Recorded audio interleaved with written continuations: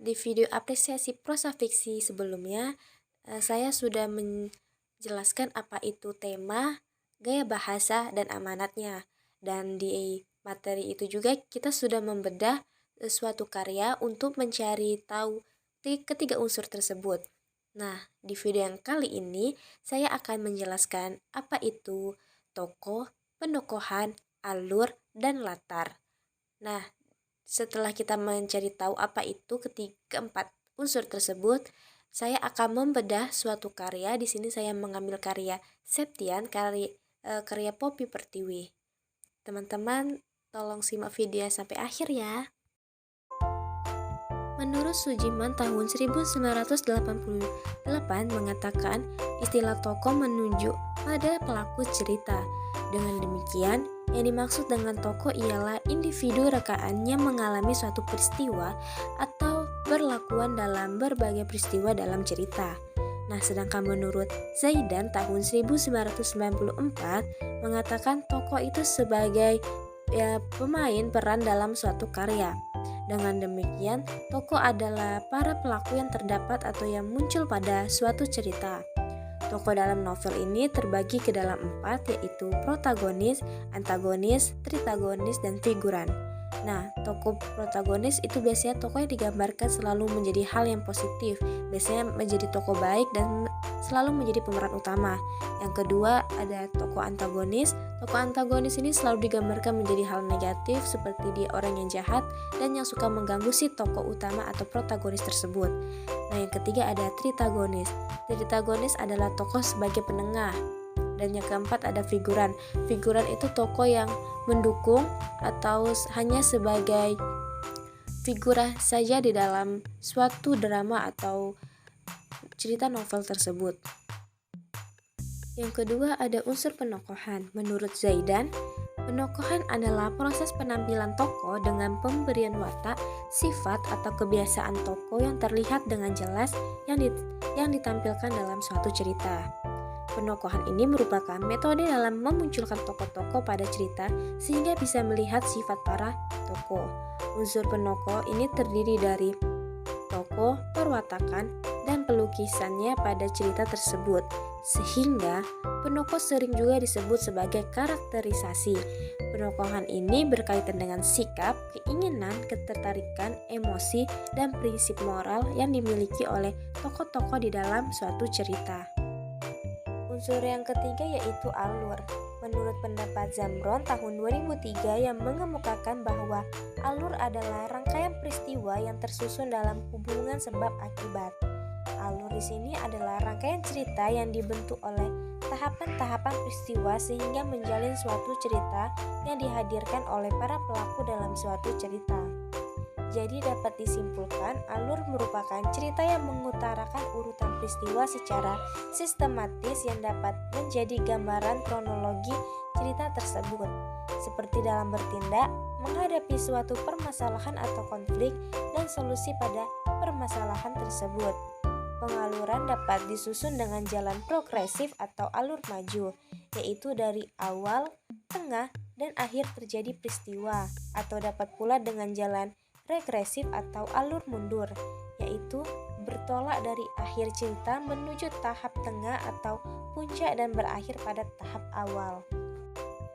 Yang keempat, unsur latar. Menurut Abrams dalam Nugriyantoro tahun 2005 yang mendefinisikan latar atau setting atau yang sering disebut juga sebagai landasan tumpu adalah menyeret pada pengertian tempat, hubungan waktu, dan lingkungan sosial tempat terjadinya peristiwa-peristiwa yang diceritakan.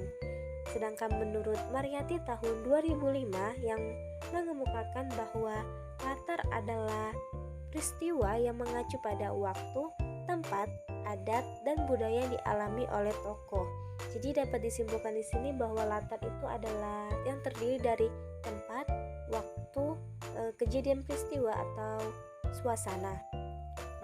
Dengan demikian, latar dijelaskan, misalnya latar tempat itu bisa di rumah, di sekolah, dan sebagainya. Nah, pada latar waktu itu bisa pada sore hari, malam hari, tahun, dan musim. Nah, kalau pada suasana itu bisa suasana haru, sedih, bahagia, dan sebagainya. Baiklah, setelah kita mengetahui apa itu tokoh, penokohan, alur, dan latar, di sini saya akan mencoba membedah suatu karya novel untuk mencari keempat unsur tersebut. Di sini saya mengambil contoh novel Septihan karyanya Poppy Pertiwi. Baiklah, sebelum membedah saya akan membacakan sinopsisnya terlebih dahulu. Darinya aku belajar hidup sederhana, tanpa banyak mengeluh, dengan banyak bersyukur. Masa depan itu apa masih jadi milik kita berdua? Septian Aidan Nugroho, murid laki-laki dengan bandana merah di sebelah lengan seragam sekolahnya, sangat pintar dan pendiam. Di SMA Ganesha, Septian adalah murid kesayangan sekaligus kebanggaan guru-guru. Banyak prestasi yang sudah ia raih. Dia juga aktif sebagai bendahara di Ravispa. Dalam hidupnya, perempuan seperti Jihan Halana tidak akan pernah dibiarkan masuk. Jihan Halana, orang-orang mengenalnya sebagai perempuan yang sangat ekspresif, mudah menggambarkan apapun yang ia rasakan, termasuk kepada Septian, laki-laki yang sudah sejak lama Jihan suka. Apapun Jihan lakukan agar Septian menoleh padanya, agar Septian menyukainya. Meski terus disakiti, Jihan yang ceria tetap mengejar Septian. Meski ditolak berkali-kali, Jihan yang sendu tetap berusaha agar Septian mau menerima kehadirannya. Perjuangan Jihan membuat Septian membuka mata bahwa Jihan memang sangat tulus kepadanya. Ketika Septian sudah mulai membuka hati, ada satu kesalahan yang ia perbuat, kesalahan yang akan mengubah seluruh hidup mereka, bahkan membuat Jihan sangat membenci Septian. Apa kini masa depan itu masih ada untuk mereka? Novel ini bercerita tentang masa putih abu-abu dan persahabatan, tentang perjuangan dan doa yang mampu meluluhkan hati. Baik, setelah kita mengetahui sinopsisnya, di sini saya akan membedah karyanya. Yang pertama pada unsur tokoh, yang pertama ada Septian, dia protagonis. Yang kedua ada Jihan, dia juga protagonis karena mereka berdua adalah pemeran utamanya. Yang ketiga ada Maureen sebagai antagonis. Yang keempat Markus sebagai antagonis, dan yang kelima ada Bam sebagai penengah. Unsur yang kedua yaitu penokohan. Yang pertama pada tokoh Septian yang memiliki watak cuek, dingin, kaku, dan mandiri. Bukti kutipannya sudah saya lampirkan. Di sini ada 2. Nah, dari bukti kutipan tersebut, pada kutipan A ini Septian memiliki sifat yang cuek, dingin, dan terlebih seorang Jihan mengejar-ngejar Septian karena Septian itu orang yang tidak suka dikejar-kejar. Dan untuk kutipan B ini, seorang Septian lebih senang berusaha sendiri, sekolah sendiri, sampai melanjutkan masa depan. Septian pun melakukannya sendiri tanpa harus terikat oleh siapapun.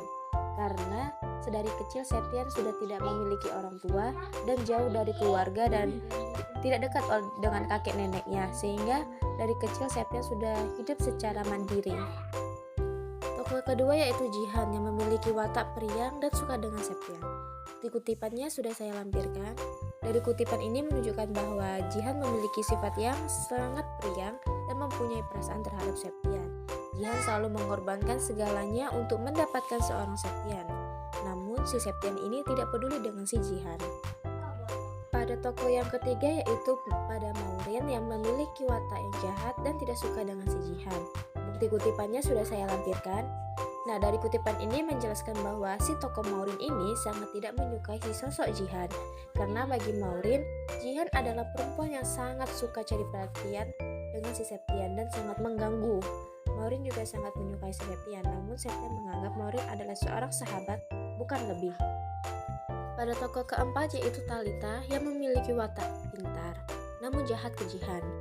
Bukti kutipannya sudah saya lampirkan.